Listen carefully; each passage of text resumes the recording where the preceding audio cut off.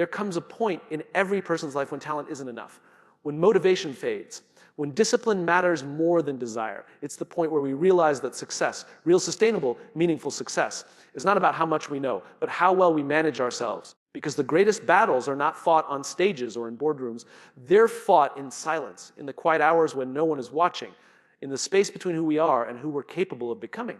Self-management is not about being busy. It's not about hustling for approval or juggling responsibilities until we collapse. It's about taking radical ownership of our lives. It's about understanding that the person in the mirror is both the problem and the solution. That we are the architects of our time, our choices, and our responses. That no matter what's happened to us, we are responsible for what happens next. In a world full of noise, distraction, and endless demand, the rarest skill is self-command. The ability to rise above the impulse, to navigate emotion without being hijacked by it, to prioritize what matters when everything feels urgent. That's not just a skill, it's a superpower. And yet, it's a power we all possess. It just has to be practiced, refined, and protected. This is not about perfection. About learning tension, it's about to lead ourselves with the same courage, clarity, and compassion we have to reserve for others. Because before you can manage a team, a family, or a mission, you must first manage you. This speech is not just a call to action. It's a call to mastery.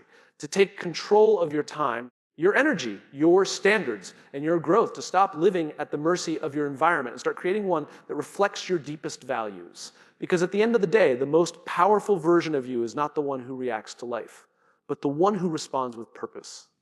And that begins with self-management. There's a reason self-awareness is always at the heart of great leadership and effective self-management. Before you can even begin to manage your time, your energy, emotions, or your responsibilities, you must first understand you. Because the truth is, it's impossible to lead yourself anywhere meaningful for yourself if you're not even sure who's at the wheel. Most people operate on autopilot. They respond to life as it happens, not because they've consciously chosen their reactions, because they've never paused to ask the deeper questions. Who am I? What do I value? What am I avoiding? What am I chasing? And why? Self-management begins with a brutally honest inventory of your own mind. You have to know what triggers your stress. You have to know the patterns that show up when you're tired, when you're anxious, when you're insecure. You have to know where your boundaries are, and when you tend to let people cross them. Most importantly, you must know your why. Without a clear sense of purpose, self-management becomes just another checklist of tasks to complete. But when you understand why you're doing what you're doing, every decision, every habit, every sacrifice becomes part of a bigger picture. The most disciplined people aren't the ones with the most willpower. They're the ones who are most aligned with their identity and values. Think about IDG if you believe you're a healthy person. It's easier to eat clean and work out. Not because it's easy, but because that behavior aligns with how you see yourself. That's why identity is more powerful than motivation.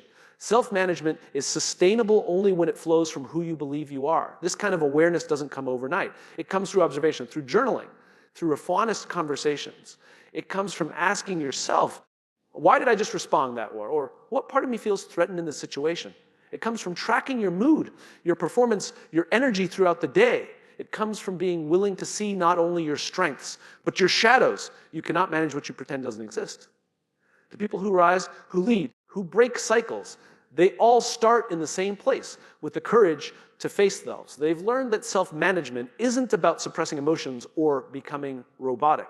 It's about navigating life from a place of intentionality. They don't just know what they want, they know what's holding them back. They've studied themselves the way a great coach studies an athlete. Because when you truly end the instrument you've been given, your mind, your heart, your impulses, you stop reacting and start creating. So how do you build this level of self-awareness? You slow down. You become curious about your own behaviors. You stop judging yourself and start examining your patterns with compassion. You notice what environments energize you and what environments deplete you. You figure out what conversations give you life and which ones leave you drained. You ask, what's the story I'm telling myself right now?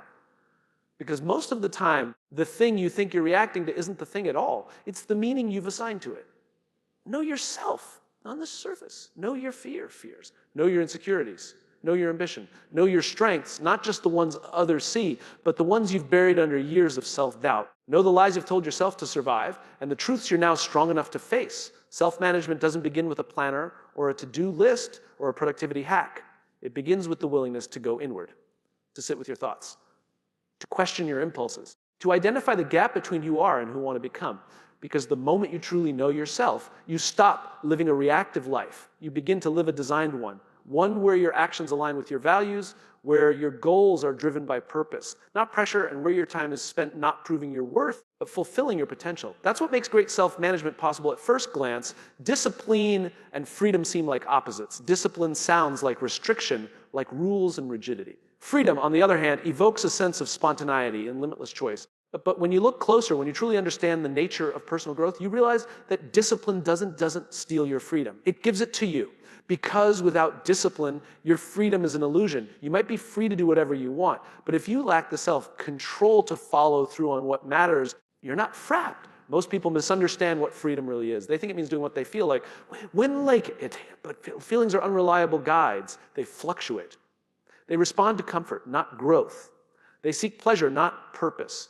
And if you follow them blindly, they will take you nowhere you truly want to go. That's where discipline comes in. Discipline is the tool that allows you to act in alignment with your long-term values instead of your short-term moods. It gives you the power to say to what feels good now in order to say yes to what's best later. Discipline isn't about punishment. It's about ownership. It's the daily decision to take responsibility for your future. You show up to the gym not because it's convenient, but because health matters. You read, study, practice.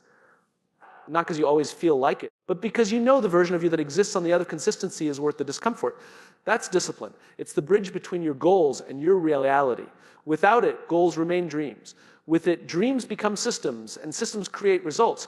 We admire disciplined people because we recognize something rare in Theon. They've chosen mastery over mediocrity. They've decided that living with intention is more important than living on impulse. They've built habits that protect their priorities, not just their preferences. And they do it not just when it's easy, but especially when it's hard. Because here's the truth: anyone can act when they're motivated, but discipline is what kicks in when motivation is nowhere to be found. Think about that, the freedom that discipline creates. The disciplined writer finishes the book. The undisciplined one talks about writing it for years. The disciplined entrepreneur builds a thriving business. The undisciplined one has great ideas that never see the light of day. The disciplined leader earns trust. The undisciplined one inspires temporary excitement but leaves no legacy. Freedom doesn't come from avoiding responsibility. It comes from embracing it. There's another layer to this: discipline liberates you from chaos. When your life lacks structure, everything feels urgent. You wake up reactive, pulled in 100 directions, trying to manage crises that could have been avoided with just a little planning and consistency.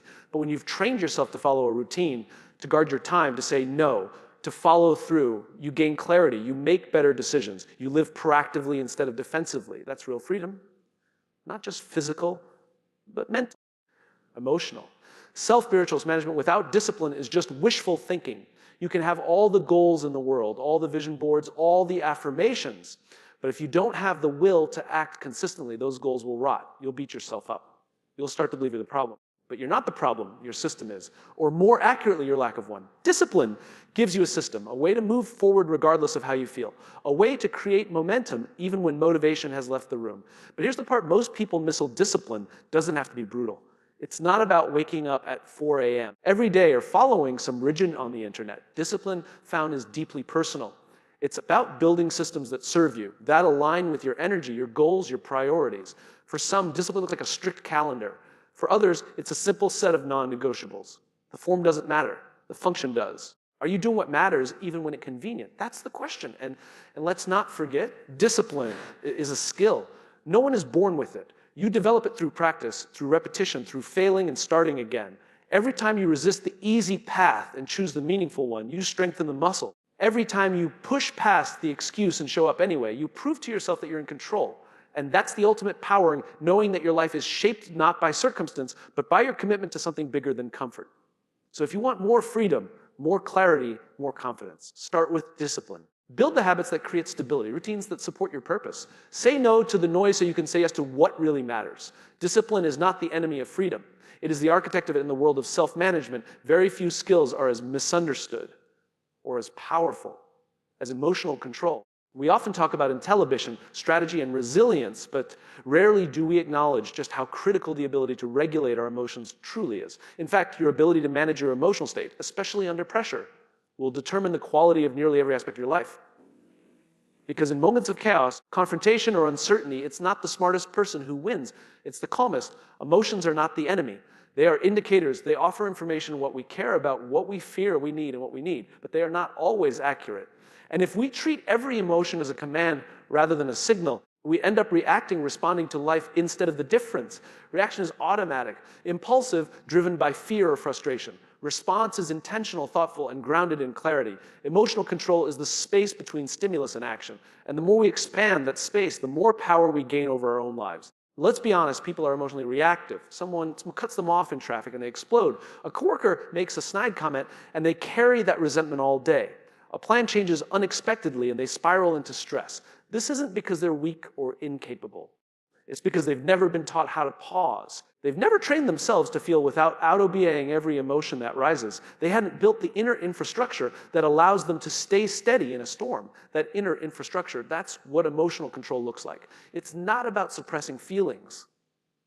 It's not about pretending things don't bother you. It's about noticing the emotion, acknowledging it, and choosing how to respond. When you're angry, emotional control doesn't mean pretending you're not. It means asking, what's underneath this anger? Is it disappointment? Is it fear? Is it a sense of being disrespected? And once you understand the root, you can address the aggression with clarity rather than chaos. Why does this matter for self-management? Because unmanaged emotions ruin progress. They derail conversations. They create unnecessary conflict. They shatter focus. A day that could have been productive becomes unhinged because of one interaction you let hijack your mind. Emotional control allows you to focus on what actually matters, not just what feels urgent in the moment. It keeps your hands on the wheel of your own mind, rather than handing it over to someone else's behavior. Think of the most powerful leaders, performers, athletes, or entrepreneurs. The best ones have composure. They remain centered, even in high-stakes situations. That's not an accident. It's training, it's discipline, it's emotional regulation. And it's a choice they make daily, because emotions are contagious. If you bring panic into a room, you spread panic. If you bring calm, you spread calm. The ability to regulate your emotions doesn't just benefit you, it elevates everyone around you. Now let's talk about the myth of authenticity. That gets in the way. Some people believe that managing their emotions means being fake or inauthentic. But authenticity doesn't mean impulsiveness. Being authentic doesn't mean saying or doing the first thing that comes to mind. It means aligning your actions with your values, not your emotions. And values are stable, emotions are not. So when you choose to respond with grace instead of rage, you're not being fake. You're being intentional. That's emotional maturity. That's self-respect. To develop emotional control, you must build emotional awareness. We need to know your patterns. When do you tend to lose control? What kinds of people or environments trigger you? What narratives do you tell yourself when you're stressed or insecure? Do you catastrophize? Do you assume bad intentions? Do you shut down? The more clearly you understand your emotional blueprint, however you have to rewrite it, they're not at the mercy of your emotions. You are the author of your reactions. One practical way to strengthen emotional control is to practice the pause. When you feel triggered, give yourself just 5 seconds. Breathe. Ask it, what is this emotion trying to tell me? What outcome do I want from this situation? That short moment creates a gap between impulse and action. Over time, that gap grows. And inside that gap lives your freedom. You begin to realize that no one can make you angry. No one can ruin your day. You decide whether to hand that power or keep it. And let's be clear, this isn't about perfection. You'll still have moments when you lose your cool. That's human. The goal isn't to eliminate emotion. It's to recover faster, to be less reactive, to lead yourself to discomfort rather than be led by you. Pause. Every time you choose response over reaction, you're strengthening your emotional intelligence. You're proving to yourself that your peace is not up for grabs, that you are in command even when life is not. Emotional control is not about being cold or distant. It's about being wise. It's about choosing peace over chaos, clarity over confusion, and direction over distraction. In a world that constantly pulls at your attention and emotions, emotional control isn't just a helpful tool. It's a superpower. Time is the great equalizer. No matter your background, wealth, education, or status, every person is given the same 24 hours in a day. The difference between those who rise and those who remain stuck has less to do with how much time they have and everything to do with how they manage it. If you don't control your time will control you. If you don't prioritize your life, someone else will. That's not philosophy, it's reality. And in the world of self-management, time is not just a resource, it's a reflection of what you value most. When you say you don't have time, what you're really saying is, that's not a priority right now. We don't lack time. We mismanage it. We waste it. We let it leak through the cracks of destination and indecision. We spend hours on things that feel urgent but aren't important, responding to every notification, attending meetings with no agenda, chasing tasks that don't align with our deeper goals. And then we wonder why we feel overworked, underproductive, and unfulfilled. The truth, most people don't run their day. Their day runs them. Self-management starts with the ability to ruthlessly distinguish between what's urgent and what's important. The urgent screams for your attention. Emails, messages, requests, fires to put out. But the things that actually move your life forward, those are often quiet. Strategizing, thinking, resting, exercising, investing time in your relationships. These are the things that create progress, but because they aren't loud, they get pushed to later. And for most people, later never comes. Here's the brutal reality: if you don't schedule your priorities, they will get buried under someone else's. Time management isn't about cramming more into your calendar. It's about protecting the right things. It's about designing your day so that your energy is aligned with your values. That's the shift.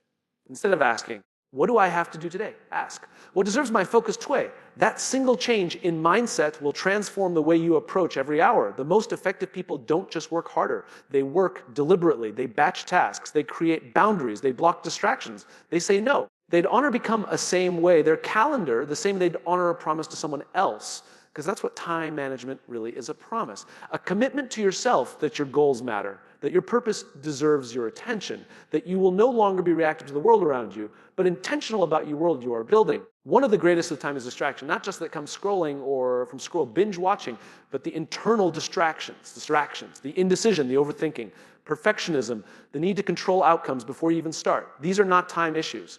They are self-trust issues. When you don't trust yourself to act, you stall. When you don't believe your work matters, you procrastinate. So managing your time isn't just about tactics, it's about belief. When you believe your purpose is important, you stop negotiating with your excuses. Let's talk about tools. Yes, calendars, time blocking, and productivity apps can help. But the greatest time management tool is clarity.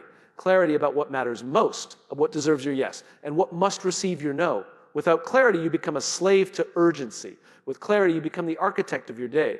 And once you become the architect of your day, you become the architect of your life. Another layer to this is energy management. Time without energy is useless. You can have a full day cleared for focus, but if you're mentally foggy or emotionally drained, it doesn't matter. That's why great time management includes protecting your rest, managing your sleep, saying no to toxic people, and not overloading your mental bandwidth with decisions that don't matter. Delegate, eliminate, simplify. Every decision you don't need to make is time and energy you preserve for the decisions that do matter. One powerful practice is the daily audit. At the end of the day, reflect, how did I spend my time? Did I move closer to my goals or just stay busy? What distracted me? What drained me up? Over time, you'll begin to see patterns, and once you see the pattern, you can change the pattern. You are not stuck in a loop of wasted time. You are one decision away from taking it back. And let's be honest, this isn't about being perfect. You will have Chavik days. Interruptions will happen. Life will throw curveballs. That's not failure. That's life. The point is not to control every minute. It's to become someone who values time enough to fight for it, who respects themselves enough to protect their focus, who sees each hour not as a burden, but as an opportunity to build something that matters. Because in the end, how you spend your time is how you spend your life. You can't buy more of it. You can't store it. You only get one shot at this day, this moment, this season. The question is, are you managing it? Or are you letting it manage you? We've been told for years to manage our time better. We fill calendars, code planners, and obsess over productivity hacks. But time management alone is not enough, because what good is a full hour if you're mentally exhausted? What's the value of a free afternoon if your emotional tank is empty? The truth is, it's not just how you manage your time that determines your performance. It's how your energy is the real currency of high performance, and yet it's the most neglected part of self-management. Think about it, every task, every conversation, every decision you make requires energy. Not just physical energy, but emotional energy focus, and even spiritual alignment. That's why two people can have the same 24 hours and accomplish wildly different outcomes. One ends the day feeling fulfilled, the other drained. The difference. Energy management. One knows how to protect, replenish, and invest their energy into what matters. The other leaks it, wastes it, and burns out from the inside. We often act like we're machines, like we can grind endlessly and perform on demand, but we're not. We're human. And humans run on cycles. We rest. We need breaks. We need boundaries. Yet most people don't schedule rest with the same level of intention they schedule work. That's the problem. They wait until they're burned out before they recharge. And by then, it's too late. They're operating in survival mode, reacting, snapping, forgetting, spiraling. Self-management requires that you preempt a crash, not just recover from it. This starts with awareness. Where does your energy actually go? Who drains it? What tasks energize you? What environments deplete you? If you don't know the answers to those questions, you're flying blind. You'll keep saying yes to people who drain you, keep overcommitting to projects that pull you away from your purpose, and keep wondering why you're exhausted even after 8 hours of sleep. Self-management is being honest about what fills your tank and what empties it, and then making decisions accordingly. We've glorified the hustle, the grind, And in doing so, we've created a culture that burns out our best people because the hardest workers are often the most depleted. But here's what the best understand managing your energy is not weakness, it's wisdom. It's not about doing less. It's about doing what matters with the energy it deserves. High performers aren't always working more. They're working smarter with full presence, clear focus, and deep intention. One of the most overlooked aspects of energy management is emotional energy. The conversations you dread, the unresolved conflicts, the guilt you carry, the resentment you bury, these things are silent energy drains. They don't just weigh on your heart, they fog your mind and sabotage your momentum. If you want to manage your energy, you have to do the emotional housekeeping. Have the hard conversation. Set the boundary. Let go of the grudge. Heal what's heavy or will keep costing you in ways you can't see. Another dimension you mention is mental energy. You dilute your focus. Every time you leave tasks unfinished, you create that open loops that clutter your mind. The mental fatigue of switching between apps, conversations, and notifications isn't harmless. It's draining. That's why focused work, deep, uninterrupted focus is so powerful. It conserves your mental energy and channels it like a laser. Instead of scattering yourself across 100 things, you master the one thing that matters most in that moment. Then there's physical energy, the most obvious, but also the most ignored. We think of sleep, exercise, and nutrition as optional, but they are foundational. Sleep is not a luxury. It's a productivity tool. Exercise is not just for fitness. It's for focus and stress regulation. Food is not just fuel. It's information. What you eat tells your body how to perform. If you're living on caffeine and convenience, your energy will betray you when you need it most. Self-management demands that you treat your body like the asset it is, not an afterthought. And let's not forget spiritual energy. That's your sense of meaning, purpose, alignment. When you're disconnected from purpose, even easy tasks feel heavy. But when you're aligned with something greater and your work matters, when your life is on mission, you find energy to know you had. That's why clarity of purpose is an energy multiplier. It keeps you going when motivation fades. It sustains you through monotony and struggle. So how do you manage energy in real life? You create rituals, morning rituals to start focused. Focus is transition rituals to reset between tasks. Evening rituals to decompress. You protect your calendar from energy vampires. Schedule recovery, not just activity. You batch tasks so you stay in flow. You take breaks before you feel depleted. You learn to say no, not just to protect your time, but to protect your energy. Because here's the truth, you can always find more time. But once your energy is gone, it's gone. A tired mind makes poor decisions. An exhausted body lowers your resilience. A drained spirit forgets why it started. That's why self-management isn't about doing more. It's about managing what powers your ability to do anything. When you manage your energy like the precious resource it is, everything changes. You show up more fully. You connect more deeply. You create more meaningfully. And most importantly, you live not just with productivity, but you live not just productivity with purpose in the moment of challenge. When emotions rise and situations spiral, most people do one thing: they react. They speak before thinking. They act before understanding. They move without direction. Reaction is instinctual, automatic, and often regrettable, but response. That's where maturity lies. That's where power is. In self-management, the ability to respond rather than react is one of the highest indicators of personal growth, emotional intelligence, and true leadership. It's what separates those who are ruled by circumstances from those who take control of them. Let's be clear, reaction is not weakness. It's not survival mechanism. It's a survival to protect you. Your brain is wired to protect. When it perceives a threat, whether physical or emotional, it moves quickly. That's helpful in a crisis. But most of life isn't a crisis. It's a series of moments that feel urgent, but are really invitations to choose wisely. And in those moments, if we're not careful, we let old wounds, past patterns, or raw emotion decide our behavior. That's reaction. And it costs us our peace, our clarity, our relationships, our credibility. Think about how many times you've said something you didn't mean in a heated moment. How many times you hit send on a message you later wished you hadn't written. How often you walked away from a situation thinking, I could have handled that better. These aren't just emotional missteps. They're failures of self-management.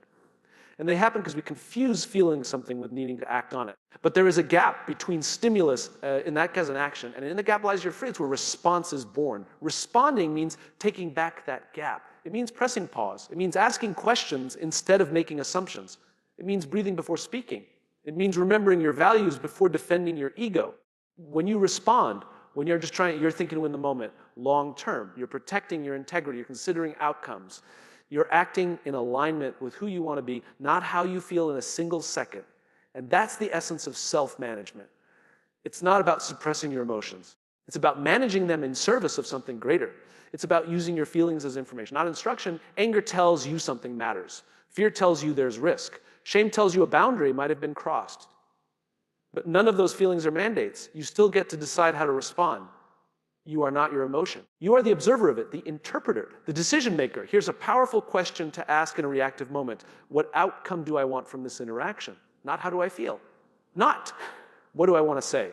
But what is the best outcome here? And what's the most effective way to get there? That single question turns confrontation into connection. It can turn conflict into collaboration. It can turn defensiveness into understanding because it shifts the focus from you to the bigger picture, from emotional expression to intentional direction. Responding over reacting is especially critical in leadership because when you lead, whether it's a team, a family, or just yourself, your mood becomes the weather. If you bring a storm, you destabilize everything. But if you bring calm, you create clarity. That doesn't mean being emotionless. It means being grounded. People don't need leaders who always have the right answer. They need know how to stay steady in the unknown. One way to train yourself to respond instead of react is to develop rituals of reflection. Journaling is powerful here. Write about your triggers, study your reactions, understand your patterns. What kinds of situations cause you to lose control? What language or tone tends to ignite your defensiveness? What are the deeper insecurities that lie beneath those reactions? Self-awareness is the foundation. You can't change what you don't recognize. Another tool is breath. Yes, something as simple as 3 deep breaths can interrupt a reactive cycle. Physiologically comes your nervous system, lowers stress hormones, and gives your brain just enough space to re-engage the rational part of your mind. It's not magic, it's science. And it works. Over time, the more you practice pausing, the more natural it becomes. What once triggered an explosion now becomes an opportunity to lead yourself well. And remember, responding doesn't mean you're passive. It doesn't mean you avoid conflict. It means you choose how to engage. Sometimes the right response is firm. Sometimes it's soft. Sometimes it's silence. Sometimes it's a clear and confident boundary. But whatever it is, the differ is it's chosen.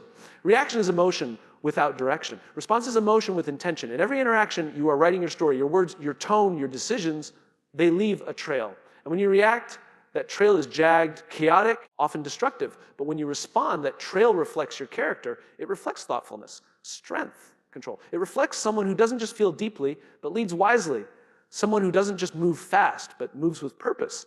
Someone who doesn't just exist on autopilot, but lives awake. There is a moment in every journey when motivation fades, when progress stalls, and when the path ahead seems harder than the comfort you left behind. It's in that moment, when nobody's watching, when excuses sound reasonable, and when quitting feels easier, that your character is revealed. And the one force that determines whether you grow through it or retreat from it is accountability. Not to a boss, not to a deadline, but yourself. Accountability is the engine of self-growth because it turns intention into action and action into transformation. It is the commitment to live aligned with your values, even when no one is checking in. It's the refusal to settle for your default settings. Most people think of accountability as something external, someone else making sure you stay on track. But real accountability is internal. It's not about being managed. It's about managing yourself. It's about saying, this is the standard I hold myself to, and then honoring that standard consistently. The truth is, nobody is coming to save you. Nobody is coming to force you to wake up early, to pursue your dreams, to apologize when you're wrong, or to stay consistent when life gets tough. That's on you. And if you keep waiting for someone else to hold you accountable, you'll always live beneath your potential. Because external accountability can nudge you, but internal accountability transforms you. Why? Because when you hold yourself accountable, everything changes. You stop blaming. You stop making excuses. You stop outsourcing responsibility to your past, your circumstances, or other people. You take ownership. You realize that while you can't always control what happens to you, you can always control what you do with it. And that shift from victim to owner is the foundation of self-growth. Self-managed people understand this deeply. They don't need a supervisor to be productive. They don't need applause to keep going. They operate on principle, not pressure. They know what they said they do, and they do it. Not because it's easy, not because they feel like it, but because they said they would. Their word is a contract with themselves, and breaking it costs them more than any external consequence ever could. That level of accountability builds trust. And trust, especially self-trust, is the foundation of confidence. Every time you follow through on a promise to yourself, you reinforce the belief that you can count on you. And the more you trust yourself, the more bold decisions you'll make. The more resilient you'll be in the face of failure, because you're no longer driven by fear or insecurity. You're anchored by integrity. But here's the catch: accountability isn't glamorous. It's not loud. It happens in the quiet. In the early morning when you decide to get up and train. In the late night when you choose to work on your goals instead of watching another episode. In the split-second decisions when no one would notice if you cut a corner, but you would. That's the moment where growth happens.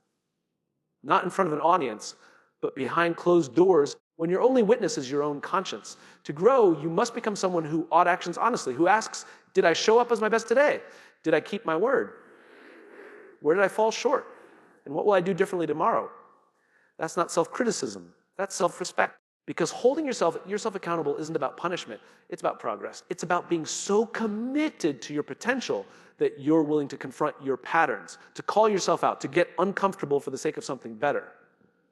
Sometimes accountability means changing your environment, surrounding yourself with people who won't let you lie to yourself, who challenge to level up, who don't call into your excuses, but believe in your greatness more than your comfort. But even then, you have to be the one who decides. Support helps, but ownership is non-negotiable.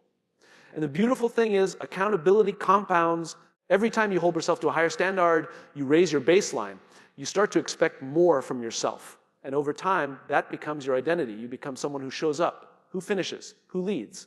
Not because who's watching, but because of who you are. That's how growth becomes permanent.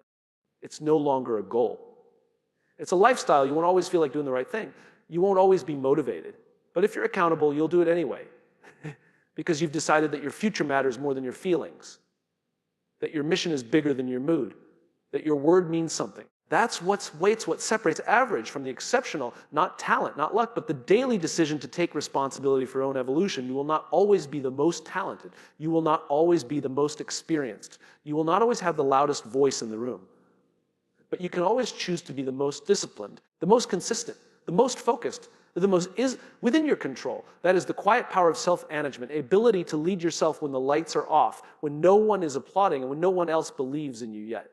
We live in a world that rewards performance, but what it rarely sees is the preparation behind it. The early mornings, the tough conversations with yourself, the moments you choose purpose over pleasure. That's what self-management is. It's the foundation that makes greatness possible, not chance. But the ability to command your time, regulate your emotions, protect your energy, and move with integrity, even when it's hard. This isn't about becoming perfect. It's about becoming principled. It's about becoming someone who can be trusted, not just by others, but by yourself. Because the moment you begin to trust yourself, you stop negotiating with excuses. You stop waiting for ideal conditions. You stop living a life of reaction and start living a life of intention. Self-management is not a one-time decision. It's a daily declaration, a commitment to mastery over mediocrity, to ownership over blame, to direction over distraction. This is the path. It's not easy, but it's worth it. Because in the end, the person who wins is not the one who shouts the loudest. It's the one who listens, learns, disciplines, and leads themselves quietly, consistently, and relentlessly until the world has no choice but to take notice.